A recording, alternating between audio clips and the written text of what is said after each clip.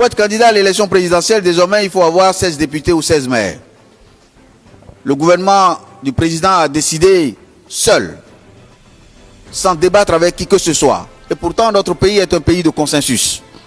Nous faisons tout ensemble, nous décidons tout ensemble, surtout les décisions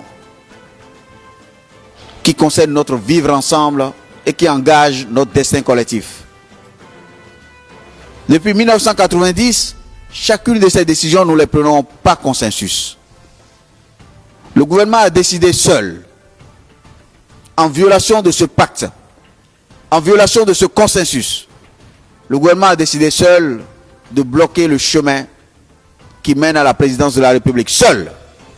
Voilà un exemple de ces réformes qui, de l'avis de tous, le parrainage fait regresser notre pays au plan démocratique.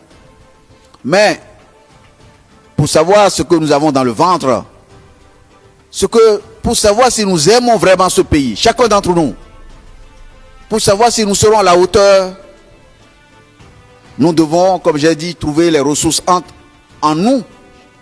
Nous devons démontrer que nous sommes des hommes et des femmes courageux et capables de faire exploser le parrainage, que nous sommes capables de déverrouiller le parrainage pour que ce pays n'appartienne pas à un petit clan, pour que nous ne devenions pas, au lieu d'être des acteurs, les spectateurs de notre propre destin.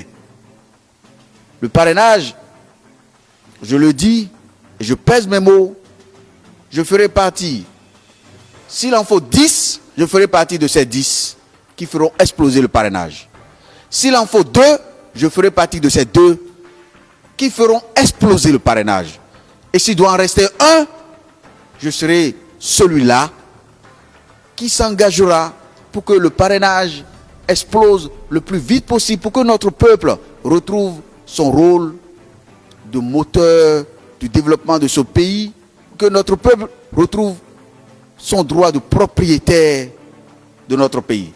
Cette élection sera ouverte ou elle sera ouverte. Ce que je veux dire simplement par là, c'est que nous n'avons aucun autre choix. Il n'y a aucune voie, aucune autre issue que l'élection soit ouverte à tous les candidats. Tous ceux qui veulent participer à l'élection présidentielle doivent avoir le droit de se présenter devant les Béninois. Et c'est les Béninois, comme toujours, depuis 1990, qui doivent choisir celui avec qui ils veulent vivre pendant les 5 prochaines années.